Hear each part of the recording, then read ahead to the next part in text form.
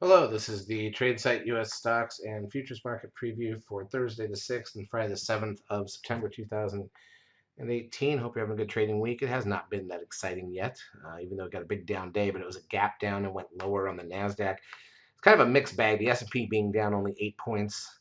It's almost meaningless, but the NASDAQ was down 100, so it's a couple big stocks falling apart. Let's go through everything on the daily charts and what we had today. Well, then we'll look at the intraday action. As usual, we don't typically do a market preview for Fridays, so this will suffice for the preview for the rest of the week, even though it's been a short week. Gaps are one thing, but we'd like to see a little bit different action out of the market. All right, so let's go to crude oil, down 3 cents to 68. Sorry about that, 68.69. Not a big deal. Gold up $1.60, also a blip. Not a big deal. Almost a 13 buy signal on gold if it was to go lower one day. S&P cash index, like I said, down 8. Just looks like a standard, very organized move down the last 3 days with very little action, but whatever. The NASDAQ side, on the other hand, down 100 or 99.06. Remember, there was a 13 sell signal here last week, and then we managed to breach the risk line and make new highs anyways, but now we'll see if that's coming into play. Stocks down 7.11, also a blip. The biotech's down 10.55. VIX gained 75 cents to 13.91.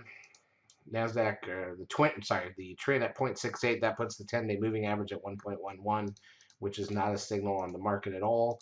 Volume on the Nasdaq was 2.6 billion, one of the biggest volume days in a while. I mean, going all the way back, if you take out options expiration days, this is one of the biggest volume days of the year. So when the Nasdaq's down, that's Nasdaq volume. So when the Nasdaq's down 100 points on heavy volume, even though the S&P is only down 9 points or whatever, 8 points, you got to pay attention to this, obviously.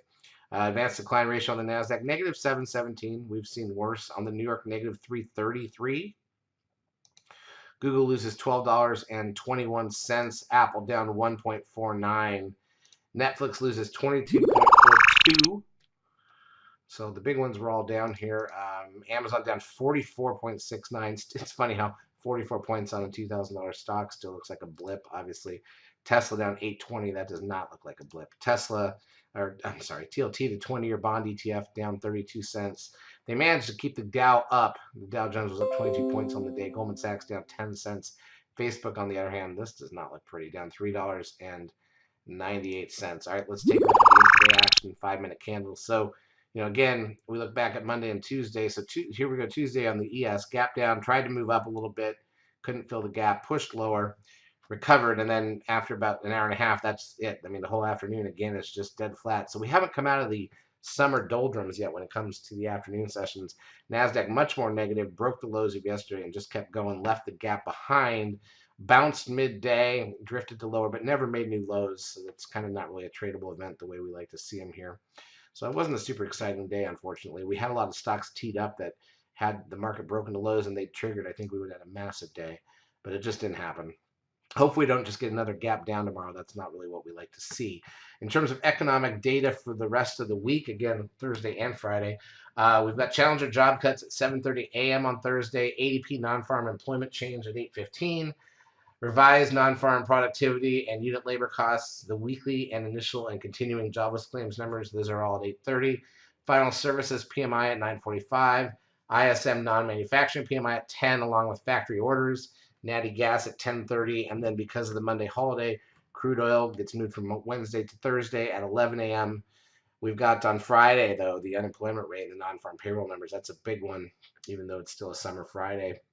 We haven't had the most exciting week. You don't typically expect Friday to be interesting. But you never know. There's stuff going on around the world with tariffs and government and everything else. So we shall see. Maybe something will happen. Charts, as usual, brought to you by eSignal. If you've not yet taken a trial of our services, feel free to do so. We will help you out for a couple weeks. Have a great trading Thursday and Friday.